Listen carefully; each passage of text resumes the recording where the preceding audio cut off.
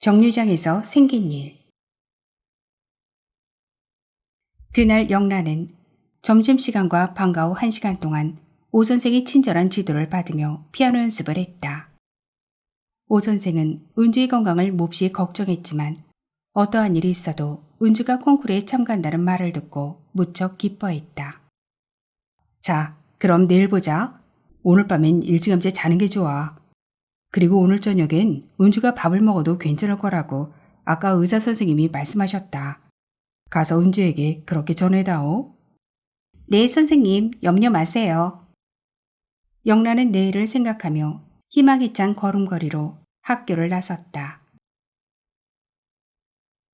내가 왜 은주를 싫어했을까? 은주를 싫어했던 지나간 날이 영란에게는 옛날처럼 아득하게 느껴졌다. 종로 4가에서 도남동행으로 바꾸었다 할 생각으로 전체에서 내린 영란은 사람들이 줄지어 늘어선 정류장을 향해 걸어갔다. 그런데 걸어가다가 무심코 돌린 영란의 시선은 일터에 앉아있는 은철이 눈과 마주쳐버렸다. 그러나 아침때와 마찬가지로 두 소년 소녀는 여전히 말없이 서로 눈길을 외면해버렸기 때문에 은주의 아름다운 부탁은 또다시 물거품이 되었다. 영란은 은주가 좀 어떠냐고 은철에게 물어보고 싶은 충동을 꾹 참았다. 그러고는 정류장을 향해 또박또박 걸어갔다. 정류장에는 사람들이 꽉 차 있었다. 영란은 빨리 은주를 만나보고 싶은 마음에 새치기라도 하고 싶었다. 그러나 영란의 성격으로는 그런 짓은 죽어도 하기 싫었다. 아침 등교 때도 지각을 하여 선생님께 꾸지람을 들을 망정 새치기는 절대로 하지 않았다. 그런 것들이 모두 영란의 거만한 성품에서 우러나오는 하나의 표본이라고 볼 수 있었다. 그렇기 때문에 은철에게 어떤 절박한 사정이 있었다 하더라도 남의 돈을 훔친 것을 영란으로선 도저히 용서할 수가 없었다. 신문이요! 내일 아침 신문이요! 신문을 파는 소년들이 이리저리 뛰어다녔다. 신문 한 장 줘요. 영란은 소년 하나를 불렀다. 네! 소년은 뛰어와 신문 한 장을 영란에게 내주다가 화들짝 놀라며 물었다. 아니, 은주 아니니? 그것은 민구였다. 영란은 빙그레 웃으며 머리를 흔들었다. 아니요, 전 은주가 아닌데요. 그러자 민구는 바로 알아차리고 영란을 아는 채 했다. 아, 그럼 네가 바로 그 은주의 쌍둥이 언니? 네, 맞아요. 제가 바로 은주의 언니 영란이에요. 우와, 정말로 몰라보겠다. 은주에게 쌍둥이 언니가 있다는 것을 민구는 벌써 알고 있었다. 은주를 잘 알아요? 아는 게 다 뭐야. 은주가 바로 우리 옆집에 사는데. 아, 그래요? 그러다가 영란은 궁금한 듯 다시 물었다. 옆집이라고요? 언덕 위엔 은주네 한 집밖에 없던데? 아니, 그 언덕 밑에 있어. 언덕 밑에도 집이 없던데? 헤헤. 민구는 멋쩍은 듯 머리를 긁적이면서 말했다. 방공호가 있지 않아? 아, 거기가 집이에요? 응, 난 거기 사는 민구야. 영란은 차츰차츰 가난한 사람들의 살림살이에 알 수 없는 친근감을 느끼기 시작했다. 은준의 살림도 역시 마찬가지가 아닌가. 여태까지 자기와 아무런 관계도 없이 멀리 떨어져 살아가던 사람들의 모습이 점점 영란의 눈앞으로 다가오기 시작한 것이다. 야, 얼핏 보면 정말로 몰라보겠다. 민구는 신기한지 영란의 머리부터 발끝까지 아래 위로 자꾸만 훑어보았다. 영란이 창피할 정도였다. 자, 돈 받아요. 영란은 교복 안주머니에서 지갑을 꺼내 20원을 떼주었다. 됐어, 그만둬. 민구는 은주를 생각하면서 선심을 썼다. 안 돼요, 받아야죠. 그만둬. 그러면 싫어요. 줄 건 주고 받을 건 받아야죠. 영란은 무슨 일이든지 불분명하고 흐리멍텅한 것을 제일 싫어했다. 민구는 하는 수 없이 돈을 받았다. 영란의 지갑에는 10원짜리와 100원짜리로 모두 500원이 들어있었고 그 밖에 금장의 손목시계가 들어있었다. 아까 학교에서 줄이 끊어졌기 때문에 지갑에 넣어두었는데 은주 생각으로 바쁘지 않았더라면 시계부에 들러서 줄을 고쳤을 것이다. 그런데 여기서 한 가지 사건이 생겼다. 민구와 영란이 돈을 받으라거니 그만두라거니 서로 실랑이를 벌이는 사이 영란이 바로 뒤에 서 있던 텁스룩한 소년이 영란의 지갑을 들여다보았다. 민구와 나이가 비슷해 보이는 소년이었다. 바로 그때 도남동행 전차가 왔다. 그럼 잘 가. 네, 많이 팔아요. 영란과 민구는 서로 인사를 하고 헤어졌다. 신문이요! 내일 아침 신문이요! 민구는 다시 목소리를 높여 소리를 치면서 쭉 늘어선 승객들 사이를 이리저리 누비기 시작했다. 하하, 거참 똑같이도 생겼네. 민구는 신문을 팔면서도 머릿속으로는 영란과 운주의 얼굴을 그려보았다. 돌아다 보니 영란은 벌써 전차 승강구 앞까지 밀려가고 있었다. 내일 아침 신문이요! 민구는 소리치며 신통하게도 똑같이 생긴 영란의 얼굴을 한 번 더 볼 생각으로 전차 옆으로 달려갔다. 밀고 덮치고 사람들은 저마다 먼저 타려고 앞다투었다. 게다가 새치기꾼들이 우르르 몰려들어 전차 입구는 굉장한 혼잡을 빚고 있었다. 새치기 하지 말아요. 영란은 약이 올라서 빽 고함을 쳤다. 영란이가 차에 오르려 할 때 새치기꾼들은 옆으로 뚫고 들어와서 발을 올려놓았다가 떨어지곤 했다. 게다가 뒤에선 자꾸만 밀어대어 영란은 그 틈에 끼어 숨조차 쉴 수가 없었다. 새치기 하지 말아요. 아이 참. 영란이가 또 한 번 그렇게 소리를 치는데 바로 등 뒤에 서 있던 소년의 손길이 순식간에 영란의 교복 단추를 풀고 안주머니에서 지갑을 살짝 빼냈다. 아, 저 자식 소매치기다. 영란아, 지갑! 그 순간 고함치는 소리가 등 뒤에서 들렸다. 그것은 분명히 민구의 목소리였다. 영란은 화다닥 놀라며 안주머니에 재빨리 손을 넣어보았다. 내 지갑! 단추는 풀어지고 안주머니는 비어있었다. 소매치기 소년. 영란의 지갑을 훔친 소년은 벌써 행렬에서 빠져나간 후 태양이 사그라들기 시작한 저녁거리를 줄다름치고 있었다. 저 자식 소매치기다! 민구는 그렇게 부르짖으며 무서운 기세로 소년의 뒤를 따라갔다. 뭐? 소매치기? 구두 닦는 소년들이 일제히 자리에서 몸을 일으켰다. 민구 아니야? 은철이도 후딱 일어섰다. 은철아! 영란이 지갑을! 운지 언니! 민구는 소년의 뒤를 재빨리 따라가면서 그렇게 외쳤다. 영란이도 민구의 뒤를 손살같이 따라가고 있었다. 그 순간 은철은 자리에서 확 일어나 민구의 뒤를 따라 뛰기 시작했다.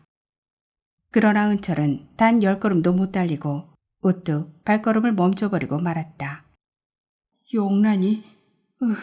영란이. 은철은 멈춰선 채 입술을 꼭 깨물었다. 피가 나도록 아프게 입술을 깨물었다. 영란의 돈지갑과 이 서원철이가 도대체 무슨 관계가 있단 말이야? 이러한 생각이 회오리 바람처럼 은철의 가슴을 쳤다. 그러나 이러한 생각과는 반대로 은철의 발은 다음 순간 땅을 박차면서 민구의 뒤를 질풍처럼 따라가기 시작했다. 영란의 지갑을 빼낸 소년은 청계천 달인목을 향해 도망치고 있었다. 소년의 뒤를 민구가 따르고 민구의 뒤를 영란이가 따르고 영란이의 뒤를 은철이가 따르고 있었다. 다리 이편 쪽 청계천 시장은 사람들이 득실거렸다. 소매치기 소년은 흘끗흘끗 뒤를 돌아다보면서 다리를 건너자 오른편으로 돌아서서 청계천을 끼고 관철동 쪽으로 도망을 쳤다. 그러나 민구의 다리는 소년보다 빨랐고 은철이는 민구보다도 빨랐다. 영란은 민구의 뒤를 따라가다가 숨이 차서 그만 오똑 발걸음을 멈추면서 문득 뒤를 돌아다 보았다. 어머, 은주의 오빠? 영란은 커다란 목소리로 불러보고 싶은 충동이 불길처럼 일어났다. 그러나 왠지 영란의 입은 그 한마디를 좀처럼 입 밖에 내지 못했다. 은철은 휙 바람을 일으키며 멍하니 서 있는 영란의 옆을 지나갔다. 지나갈 때 은철은 영란을 한번 흘끗 쳐다보았지만 아무런 말도 하지 않았다. 영란은 뭐라고 헤아릴 수 없는 감동의 마음을 하나를 안고 다시 은철의 뒤를 따라갔다. 수표동 다림목에 다다랐을 무렵 민구는 거의 소년의 등 뒤까지 육박했다. 저 자식 잡아라! 저 자식 도둑놈이다! 민구가 그렇게 고함을 치는 바람에 다림목에 앉아있던 커다란 구두 닦이 소년 하나가 후딱 머리를 돌리며 몸을 획 일으켰다. 응? 뭐야 뭐, 누가 도둑놈이야? 앞에 달려오는 소년과 그를 쫓아오는 민구를 무심코 바라보던 구두 닦이 소년은 엉겹결에 두 손을 쫙 벌리고 길 가운데 우뚝 버티고 섰다가 소매치기 소년을 꽉 붙잡았다. 누가 도둑놈이야 누가? 구두 닦이 소년은 소리치다가 소년의 뒤를 따라오는 민구를 알아보고는 깜짝 놀랐다. 아, 너는 민구가 아니냐? 곰보자국이 얼굴에 가득한 그 소년은 쭉 찢어져 더욱 불량스러워 보이는 눈으로 민구를 무섭게 흘겨보았다. 아, 너는 봉파리? 민구가 따라가서 소매치기 소년의 팔을 움켜잡으며 외쳤다. 소매치기 소년을 붙잡은 사람은 틀림없는 깨알곰보 봉파리였다. 봉파리는 경찰의 눈을 피해 이런 외딴 곳으로 와 있었던 것이다. 그래, 나 봉파리다. 너 오늘 잘 만났다. 봉파리는 소매치기 소년을 자기 뒤로 따돌리면서 민구 앞에 우뚝 나섰다. 그 바람에 민구는 약간 겁을 집어먹으며 말했다. 넌 좀 가만히 있어. 너하고는 이따 이야기하고 이 자식이 남의 돈 지갑을 훔쳤다. 민구는 봉파리 뒤에 서 있는 소매치기 소년 앞으로 달려들며 말했다. 너 지갑 내놔? 바로 그때 은철이가 헐레벌떡 뛰어왔다. 하, 넌 또 은철이가 아니냐? 오늘 너희들 여자 잘 만났다. 봉파리는 민구를 내버려두고 이번에는 은철이 앞에 딱 버티고 섰다. 그래, 나 은철이다. 네 말대로 마침 잘 만났다. 그러면서 은철이도 봉파리와 마주 버티고 섰다.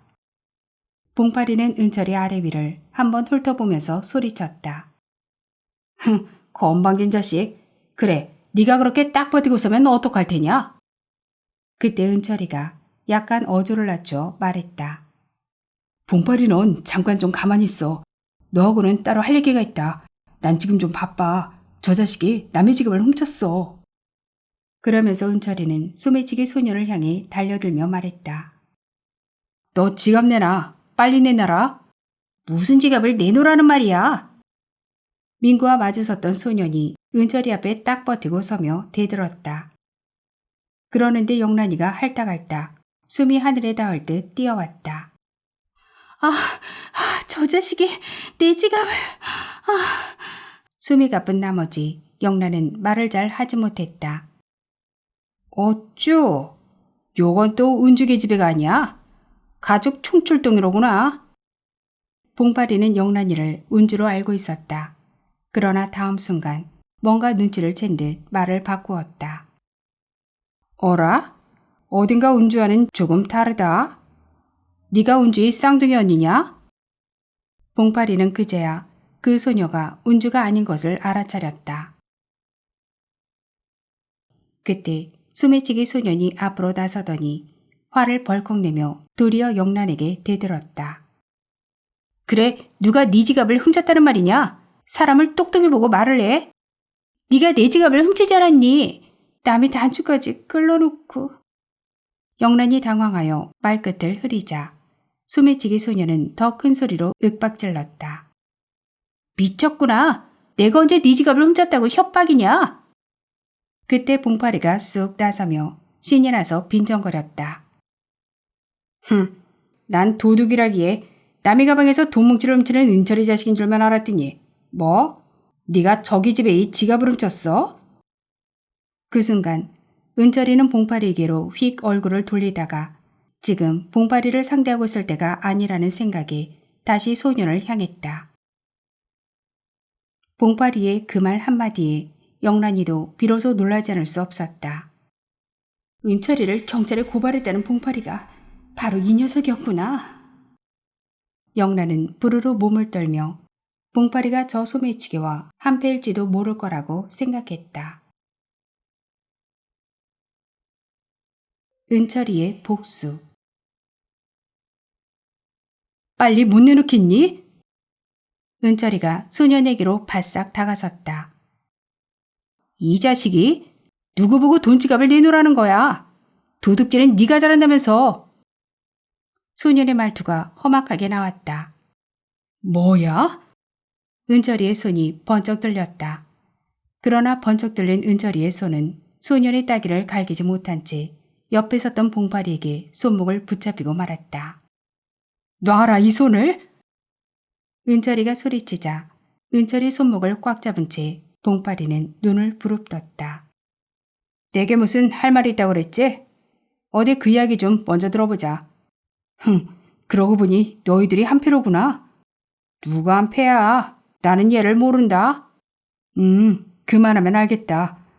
이 자식이? 도둑질은 네가 잘하면서 누굴 보고? 그 말과 동시에 봉파리의 손길이 딱 하고 은철이의 뺨을 향해 따라들었다.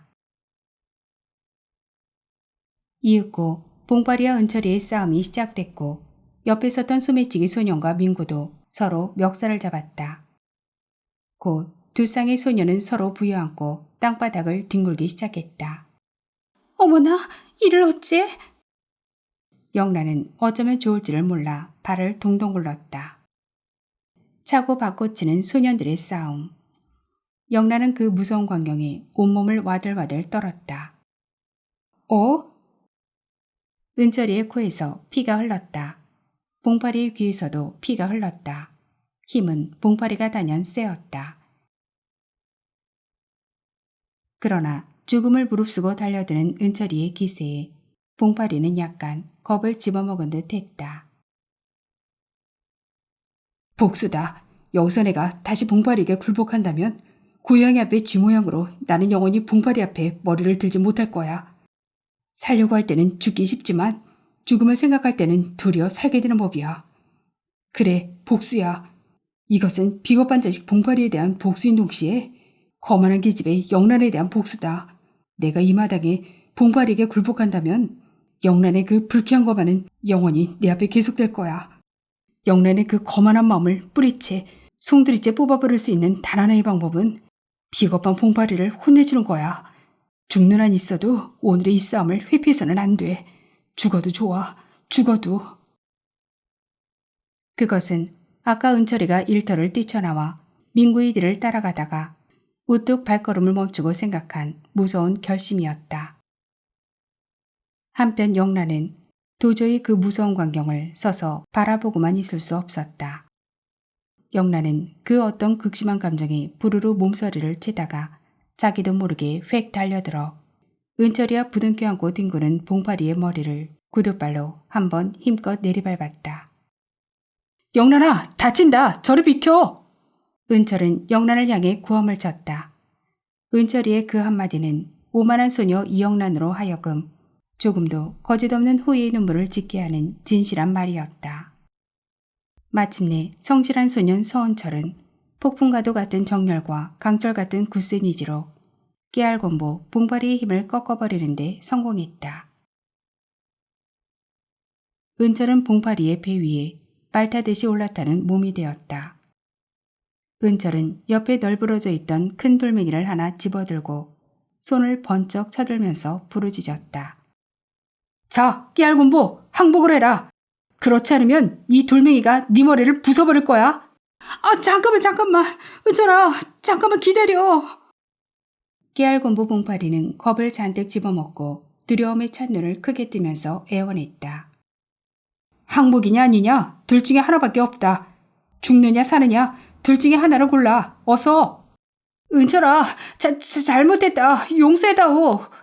똑똑히 말을 해. 항복이야? 그래. 항복이다. 씨. 그러는데 사람들이 하나둘 모여들더니 이윽고 정복 차림에 경찰 2사람이 뛰어왔다. 왜들 그래? 다들 일어나! 경찰 한 사람이 꽥 소리를 쳤다. 그때 민구는 소매치기 소년을 완전히 때려눕히고 있었다. 빨리 못 일어날 테야? 다른 경찰이 또 병력같이 소리질렀다. 4명의 소년은 하는 수 없이 부스스 땅에서 일어났다. 왜들 그래? 얘가 제 돈지갑을 훔쳤어요. 영란이가 몸을 떨면서 설명을 했다. 누가? 이 자식이? 경찰은 재빨리 소년의 목덜미를 움켜잡았다. 네, 그래서 민구 오빠하고 은철 오빠가 달려왔어. 아니에요. 전 훔치지 않았어요. 소년은 발뺌을 했다. 네 이름이 뭐냐? 김달중이에요. 너는 누구냐? 저는 주봉팔이에요. 경찰은 달중이의 몸을 뒤졌다. 그러나 아무리 뒤져도 영란의 지갑은 나오지 않았다. 달중은 민구를 가리키며 말했다. 얘가 잘못 보고 제가 지갑을 훔쳤다고 해서 싸움을 한 거예요. 그러자 경찰은 민구를 보며 물었다. 너 정말 얘가 훔치는 거 봤냐? 분명히 봤어요. 그때 다른 경찰이 봉파리의 몸을 뒤지다가 조그만 지갑을 하나 끄집어냈다. 이건 누구 거야? 제 것이에요. 그런데 어떻게 제 지갑이 이 사람 주머니에 들어가 있을까요? 영란은 이상하게 짝이 없었다. 그러나 달중이 한 배인 봉파리가 아까 팔을 벌리고 길에 서서 달중이를 붙잡는 순간 달중이가 지갑을 봉파리의 주머니에다 살짝 넣어둔 사실을 영란도 몰랐고 민구와 은철이도 모르고 있었다. 경찰은 영란을 향해 물었다. 이 지갑에 무엇이 들어있었지? 돈 530원과 줄이 끊어진 손목시계 하나가 들어있었어요. 경찰은 지갑을 열어보았다. 지갑 속에는 영란의 말대로 돈 530원과 시계가 들어있었다. 경찰은 지갑을 영란에게 돌려주고 봉파리와 달중이를 앞세워 끌고 갔다. 세상에서 제일 귀한 보물. 민구 오빠, 미안해. 영란은 민구의 흙 묻은 옷을 털어주며 감사에 넘치는 얼굴로 민구를 쳐다보았다. 괜찮아. 그 자식이 깨알고 뭐한 패인 줄은 정말 몰랐네. 그러면서 민구는 흩어진 신문 뭉치를 다시 옆구리에 끼웠다. 영란은 이번에는 다림목 쓰레기통 옆에 서 있는 은철이 앞으로 조용히 걸어갔다. 코피가 흘러 피투성이가 된 얼굴을 은철은 종이 조각으로 묵묵히 문지르고 있었다. 피투성이가 된 은철의 얼굴을 바라보는 순간 영란의 가슴은 알지 못할 감격으로 꽉 막혀버린 것 같았다. 영란의 눈은 뭉클하게 솟구쳐 나오는 눈물로 앞이 보이지 않았다. 피 묻은 얼굴을 문지르고 있던 은철은 영란이가 대주는 손수건과 영란이 눈물 젖은 얼굴을 번갈아 바라보았다. 은철은 한참 동안 그대로 서 있다가 잠자코 영란이 손에서 손수건을 받아쥐었다. 너무나도 하얀 손수건이었다. 은철은 새하얀 손수건에 피를 묻히기가 아까워서 받아쥐었던 손수건을 도로 영란에게 내주며 말했다. 너도 괜찮아. 어서 그걸로 닦아. 영란은 은철의 손등을 가만히 밀었다. 손수건이 아까워. 그냥 넣어둬. 아깝긴. 손수건 하나가 뭐가 그리 아깝다고. 영란은 은철의 손에서 손수건을 받아쥐고는 은철에게 바싹 다가서며 제 손으로 은철이 얼굴에 묻은 피를 정성 들여 닦기 시작했다. 괜찮아. 가만히 있어. 영란은 골고루 피를 닦아주고 나서 말했다. 나를 용서해 줄래? 그러면서 영란은 은철이 얼굴을 가만히 쳐다보았다. 이슬 같은 눈물이 새까만 두 눈동자를 담뿍 감싸고 있었다. 용서는 내가 무슨 용서를. 더듬거리는 말로 은철은 대답했다. 아니야. 나는 용서를 받아야 돼. 내가 나빴어. 나는. 영란은 말을 끝까지 잊지 못한 채 손으로 얼굴을 가리며 흐느껴 울기 시작했다. 진심에서 우러나오는 영란의 그 참된 후회의 눈물을 바라보자 아프도록 맺혀있던 은철이의 가슴 속에서도 어느새 따사로운 감정의 실마리가 맑은 샘물처럼 솟구쳐 나왔다. 울지 마라. 은철은 자기의 사랑하는 동생 은주에게 대하던 것과 조금도 다름없는 부드러운 감정으로 영란에게 말했다. 영란아, 울지 마. 너의 눈물은 나의 모든 감정을 깨끗이 씻어주었어. 자, 이제 그만 울고 빨리 집으로 가서 은주를 만나보자. 은철은 영란의 손에서 손수건을 받아쥐고 그것으로 이번에는 영란의 눈물을 닦아주었다. 은철아, 빨리 가자. 너무 늦었다. 그때 민구가 옆에서 재촉하는 바람에 일행은 저녁 어스름이 내리깔린 청계천길을 걸어 종로사가 전차 정류장까지 왔다. 나는 신문을 마저 팔고 들어갈게. 먼저 들어가. 응, 그래라 민구야. 오늘 고맙다. 은철이가 영란을 대신해 민구에게 감사의 말을 하였다. 민구 오빠, 내일 꼭 예술회관으로 구경하러 가야 돼? 응, 꼭 갈게. 그러면서 민구는 곧바로 신문사라는 소리를 외치며 어디론가 사라져갔다. 신문이요! 내일 아침 신문이요! 은철은 구두 닦는 상자를 둘러매고 영란과 함께 전차를 탔다. 삼성교에서 둘은 내렸다. 영란은 다림목 가게에서 달걀 5개를 샀다. 은지 갖다 줘야지. 그러면서 영란은 은철을 쳐다보며 빙그레 웃었다. 은철이도 무척 기뻤다. 조금 전까지만 해도 무섭게 자리 잡았던 흐린 감정의 물결이 넓고 넓은 푸른 바다를 향해 쫙 쏟아져 나가는 것 같은 상쾌한 기분이었다. 어둑어둑한 개천가길을 걸어 언덕 위에 있는 판잣집 대문 앞에 다다랐을 때 은철이와 영란은 문득 걸음을 멈추고 귀를 기울였다. 방 안에 불이 켜져 있고 두런두런 말소리가 흘러나오고 있었다. 들어가 보니 대구로 출장을 갔던 이창호 씨가 부인과 함께 은주를 찾아와서 저녁상을 차리고 있었다. 아버지! 영란은 고함치듯 아버지를 부르며 안으로 뛰어들어갔다. 오, 영란이냐? 그리고 은철군도. 이창호 씨 내외는 영란이와 은철이가 사이좋게 들어서는 것을 의아한 얼굴로 쳐다보았다. 선생님 안녕하십니까? 은철이는 인사를 했다. 그래. 그런데 은철군, 얼굴은 왜 다쳤는가? 그 말에 영란이가 나서서 오늘 거리에서 벌어졌던 이야기를 쭉 털어놓았다. 어쩌면. 부인이 크게 감동하며 눈을 둥그렇게 떴다. 은철군 감사하네. 그리고 그것을 계기로 영란이와 사이가 좋아졌다는 건 참으로 다행한 일이야. 모든 것은 은철군의 그 성실한 마음의 덕택일세. 영란이가 후회의 눈물을 흘리게 된 것도 좋은 일이고 자네의 성실성이야말로 미래에 스스로를 위대한 인간으로 만들 수 있는 중요한 원동력이 될 것이네. 선생님, 무슨 그런 과찰의 말씀을. 아니야.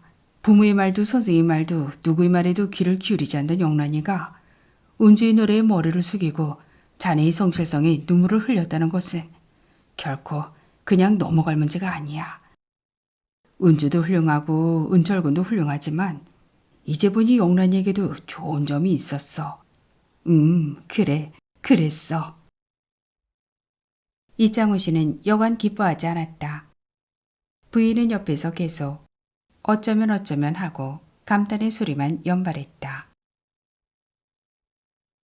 그런데 은주는 좀 어때요?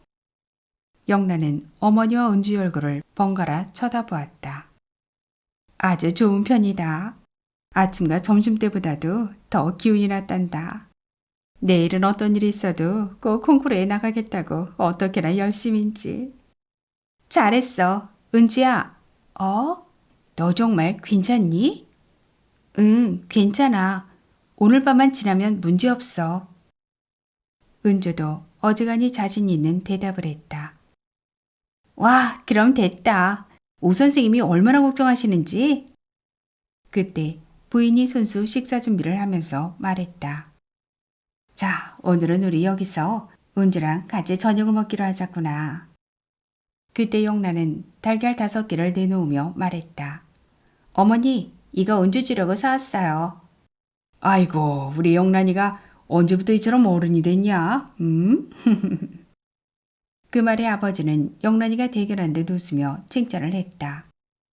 동생이 또 하나 생겼으니 언니 노릇 제대로 하려고 작정했구나. 아이, 아버지도 참. 영란은 은주를 힐끗 바라보며 얼굴을 붉혔다. 은철이도 빙그레 웃음을 지었다. 그때 은철은 주머니에서 꽁꽁 묶은 돈뭉치를 꺼내 이창우 씨 앞에 내놓았다. 선생님, 이건 제가 선생님 허락 없이 빌렸었던 2만 원입니다. 너무 늦어서 죄송합니다. 받아주십시오. 은철은 그동안 푼푼히 모아두었던 손때가 새까맣게 묻은 돈을 이창우 씨 앞에 내놓았다. 이창우 씨 내외는 눈이 동그래지며 감탄하지 않을 수 없었다.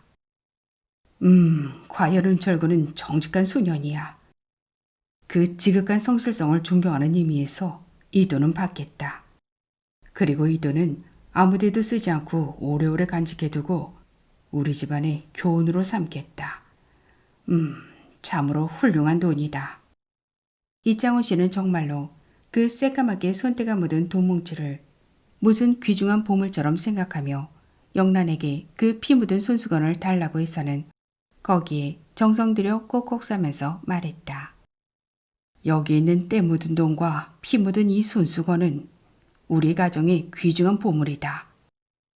영란이는 이제부터 마음이 거칠어질 때마다 이 손수건과 때 묻은 돈을 가만히 들여다보아라. 그러면 거칠어진 마음의 물결이 잔잔해질 것이다. 알겠니, 영란아? 네, 아버지. 잘 알겠습니다. 영란은 머리를 푹 숙이고 진심으로 대답을 했다. 피 묻은 이 손수건과 은철군이 애써 마련한 손때 묻은 돈. 이것이야말로 실로 고귀한 보물이라는 것을 모두 알아야 해. 이윽고 모두는 경건한 마음으로 단란한 저녁상에 둘러앉았다. 음악 콩쿠르. 이튿날 아침 마침내 음악 콩쿠르의 날이 왔다. 이날 거리에는 이슬비가 뽀얗게 내리고 있었다. 아침부터 밀려드는 관중들로 인해 예술의 회관 앞마당은 장사진을 이루고 있었다. 이윽고 장내는 꽉 찼고 관중은 어서 빨리 막이 오르기만 기다리고 있었다. 프로그램은 제1부 성악, 제2부 기악으로 나누어져 있었다. 참가한 학교는 남녀 중학교를 합해 모두 12학교였다. 제1부 성악에는 11명, 제2부 기악에는 9명의 참가자가 있었다. 참가 학생은 대부분 고학년인 3학년들이었고 2학년은 6명, 1학년은 은주 한 사람밖에 없었다. 그래서 자유곡은 모두들 어려운 곡들을 선택했다. 그러나 어려운 곡을 택하든 쉬운 곡을 택하든 문제는 자기 역량으로 충분히 소화할 만한 곡을 선택하는 것이 제일 중요했다. 어려운 곡을 선택해서 뽐내보겠다는 생각은 콩쿠르에서는 금물이었다. 오 선생은 은주의 능력에 비추어 가장 적당하다고 생각되는 성물사의 밤을 자유곡으로 선택해 주었다. 그리고 결과적으로 볼 때 오 선생이 이러한 선택은 가장 현명한 판단이었다. 아, 신 선생 오셨습니까? 오 선생은 심사위원의 한 사람인 음악평론가 신채영 선생을 복도에서 만났다. 오 선생의 학교에서도 이번 콩쿠르에 참가했더군요. 네. 그런데 이번에 저희 학교에서 나오는 서은주라는 학생을 신 선생은 기억 못 하시겠습니까? 서은주? 모르겠는데요. 몇 학년입니까? 1학년입니다. 1학년? 신지영 선생의 얼굴이 약간 흐려지며 되물었다. 1학년이 나와서야 될까요? 너무 어린데요. 기약입니까? 성악입니다. 몇 살입니까? 14살입니다. 야, 그건 좀 무리인걸요? 그 말에 오 선생은 약간 근심스러운 표정으로 물었다. 언제가 신 선생께서 대지초등학교 학예회에 가셨던 일이 있지 않습니까? 학예회? 아참, 그런 일이 한번 있었지요. 그때 봉선화를 부른 서은주라는 학생을 잊으셨습니까? 신 선생이 구구 칭찬을 하신... 그제야 신재영 선생은 손을 탁 치며 소리쳤다. 아, 이제야 생각이 나는군요. 오늘 참가한 서은주라는 학생이 바로 그 학생입니까? 그렇습니다. 바로 그 학생입니다. 아, 그래요? 신재영 선생의 얼굴에 차츰차츰 흥분의 빛이 떠오르기 시작했다. 그것을 본 오 선생은 설레는 마음을 누르며 조심스럽게 물었다. 왜 희망이 없습니까? 글쎄올시다. 그 학생이라면... 신 선생은 뭔가 신중히 생각하는 듯 하더니 잠시 후에 대답했다. 하여튼 주의해서 들어보겠습니다. 감사합니다. 그런데 반주는 그의 언니가 하게 되었습니다. 같은 1학년인데 쌍둥이입니다. 쌍둥이? 네, 똑같이 생긴 쌍둥이입니다. 오, 신 선생은 어지간히 흥미를 느끼는 듯 했다. 그럼 잠시 후에 뵙겠습니다. 이렇게 오 선생과 신 선생은 헤어졌다. 장례는 아주 조용했다. 정각 10시에 드디어 막이 올랐다.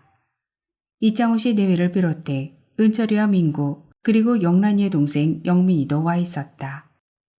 엄마, 누나 어디 있어? 영민이가 물었다. 저 뒤에 있단다.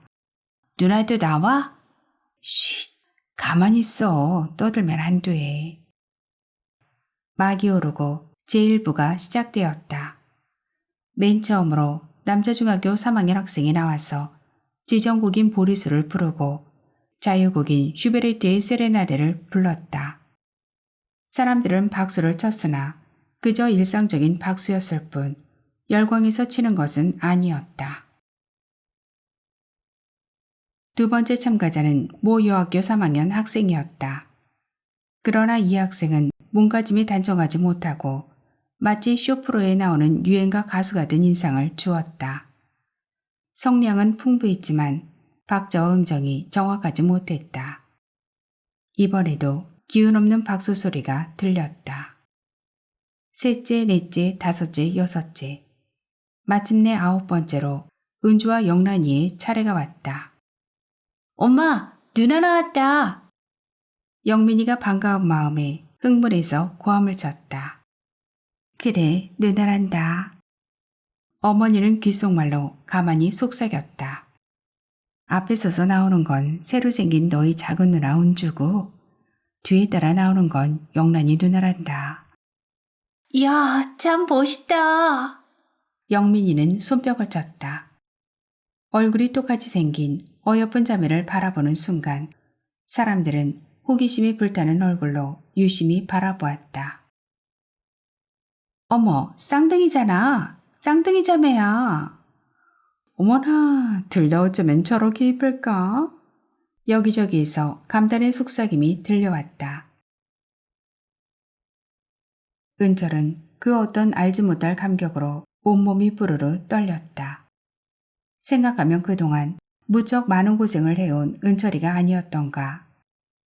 갖은 고생과 모욕을 꼭 참아가면서 끝끝내 자기의 뜻을 굽히지 않았고 사랑하는 은주를 오늘 이처럼 영광스러운 자리에서 바라볼 수 있는 은철이야말로 눈물이 나도록 기쁘지 않을 수 없었다. 더구나 영란이가 반성과 후회의 눈물을 흘리고 은철이에게 마음의 문을 열게 된 후부터 은철이의 행복은 그 누구보다 컸다. 은주는 조용히 걸어나와 공손히 머리를 숙였다. 곧이어 피아노 앞에 앉은 영란이가 무리수를 반주하기 시작했다. 영란이 피아노 반주에 맞추어 은주의 노랫소리가 조용히 흘러나왔다. 새벽 하늘, 깊은 산기슭에서 흘러내리는 맑은 샘물과도 같은 영롱한 노래. 눈물을 머금은 듯한 젖은 눈동자가 살며시 허공을 바라보며 머나먼 나라의 아름다운 꿈을 꾸는 것 같은 은주의 귀여운 얼굴. 은주가 마지막 절까지 노래를 부르자 관중의 박수 소리가 우레처럼 터져나왔다. 다음 자유곡 성벌사의 밤이 시작되었을 때 오랫동안 그치지 않고 계속되던 우레와 같은 박수 소리가 일제히 딱 멎고 장내는 기침 소리 하나 없이 다시 조용해졌다. 이어서 제2절이 끝나는 순간 관중의 박수 소리는 한층 요란하게 터져나왔다. 은주가 공손히 인사를 하고 영란이와 함께 퇴장했을 때도 박수 소리는 좀처럼 그치지 않았다. 앙코르! 앙코르! 여기저기서 앙코르를 원하는 소리가 들려왔다. 폭풍과 같은 환호의 박수, 우레와 같은 열광의 박수. 은철은 울고 있었다. 흐느껴 울고 있었다. 가슴이 벅차왔다. 오, 은주야. 내 귀여운 동생 은주야. 은철은 마음속으로 그렇게 부르짖으며 울고 있었다. 오늘의 내 모습을 돌아가신 어머니께서 보셨다면 얼마나 좋아하셨을까. 자네께나 너 생각만 하시던 불쌍한 어머니. 은철은 마음이 쓰라리고 가슴이 터지는 것 같았다. 오늘의 이 커다란 기쁨, 오늘의 이 무한한 행복을 진실한 소년 서은철은 눈물로 축하하는 것이었다. 이창우 씨도 눈을 자꾸만 껌뻑거렸고 옆에 있는 부인도 조용히 울었다. 영민이만 고사리 같은 손으로 언제까지나 손뼉을 치고 있었다. 이윽고 은주와 영란이가 다시 한번 나와서 그칠 줄 모르는 박수 소리를 향해 공손히 답례를 했을 때 박수 소리는 더 한층 높아졌다. 어머나, 신통하게도 똑같이 생긴 쌍둥이에요. 그러게, 쌍무지개 같은 어예쁜 쌍둥이래. 그런 말이 은철이 귀에 들려왔다. 쌍무지개 뜨는 언덕. 제2부 기악 부분이 모두 끝났을 때는 오후 3시가 약간 넘었을 무렵이었다. 7명의 심사위원이 한데 모여서 엄격한 채점을 하고 있는 동안 관중은 제법 흥분한 얼굴로 채점 결과를 기다리고 있었다. 이윽고 심사위원 일동을 대표해 신재영 선생이 무대 위에 나타났다. 이제부터 심사 결과를 발표하겠습니다. 이번 대회에 참가한 학교는 모두 12학교, 참가 인원은 성악부 11명, 기악부 9명, 그중 여학교가 8학교, 남학교가 4학교입니다. 이번 대회는 성악에서나 기악에서나 예년보다 훨씬 수준이 높다는 것이 심사하신 여러 선생님들의 말씀입니다. 이러한 현상은 우리 한국음악예술의 꾸준한 양성을 증명하는 것입니다. 신재영 선생은 잠시 말을 끊었다가 신중한 음성으로 결과를 발표했다. 그럼 이제부터 심사 결과를 발표하겠습니다. 먼저 제1부 성악에 있어서 1등은 동신여중 제1학년 서은주양, 2등은 명덕여중 제3학년 송경춘 양, 3등은 중앙남중 제2학년 김성식 군. 그러나 은철이의 귀에는 더 이상의 말이 들리지 않았다. 가슴이 자꾸만 벅차고 눈아픈 안개가 낀 듯이 뽀얗게 흐려졌다. 이윽고 심사 결과 발표가 끝나고 시상식이 시작되었다. 7명의 심사위원이 쭉 무대 오른편에 나와 앉았고 20명의 참가 학생이 왼편에 나란히 섰다. 은주의 키가 제일 작았다. 제1부 성악부 1등 서은주. 키가 제일 작은 은주가 제일 먼저 불려나갔다. 은주가 고개를 푹 숙이고 이 콩쿠르의 주최자인 태양신문 사장 앞으로 걸어가 인사를 하고 1등 상장과 부상으로 금메달을 받았을 때 박수 소리가 또다시 터져나왔다. 잠시 이번 성악부에서 1등을 한 서은주 양과 피아노 반주를 한 영란 양을 위해 동생 영민군의 꽃다발 증정이 있겠습니다. 이영란 양, 앞으로 나오세요. 사회자의 말이 끝나자 어느 틈에 올라와 있었는지 초등학교 2학년인 영민이가 꽃다발을 들고 왼편 참가자 출입구에서 조용히 걸어 나왔다. 아버지가 몰래 준비해가지고 온 꽃다발이었다. 관중석에서 일단 멎었던 박수가 또다시 울렸다. 영민은 귀엽게 절을 하면서 2개의 꽃다발을 들고 나와 누나들에게 하나씩 주었다. 여기저기서 신문사 기자들이 카메라 플래시를 터뜨렸다. 이리하여 영광의 시상식은 끝나고 관중은 물결처럼 밖으로 밀려나왔다. 그 사이 쫙쫙 쏟아져 내리던 소나기가 멎고 거리는 깨끗하고 신선한 공기가 감돌고 있었다. 구름 사이로 기울어져가는 태양이 부끄러운 듯 얼굴을 반만 드러냈다. 오 선생과 신 선생이 은주와 영란이를 데리고 밖으로 나왔다. 일행은 기다리고 있던 이창우 씨 대회 앞으로 성큼성큼 걸어왔다. 이 선생 축하합니다. 오 선생과 신 선생은 무척 기뻐하는 얼굴로 말했다. 모두 다 오 선생님 덕분입니다. 이창우 씨는 기쁨에 넘쳐 악수를 했다. 이분은 유명한 음악평론가 신채영 선생입니다. 은주의 소질을 누구보다도 먼저 발견하신 고마운 분이죠. 아, 그렇습니까? 이후에도 은주와 영란이를 위해 많은 지도 편들을 바랍니다. 천만의 말씀을. 그런데 이 선생은 참으로 행복하신 분입니다. 그처럼 훌륭한 음악적 소질을 가진 따님을 둘이나 두셨어.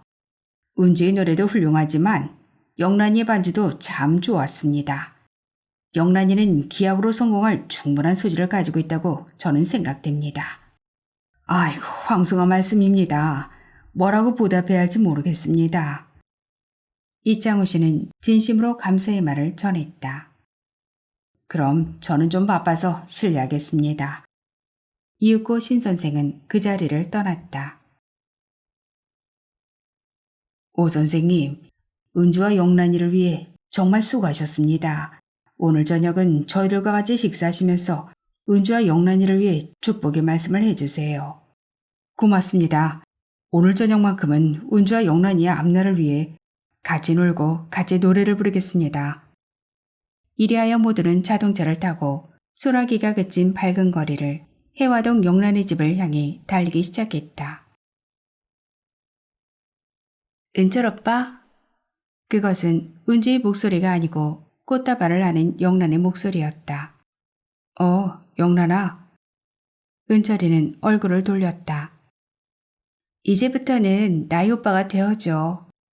나를 은주와 똑같은 동생이라고 생각해줘. 응? 영란아 고맙다. 이제부터 나를 오빠라고 불러다오.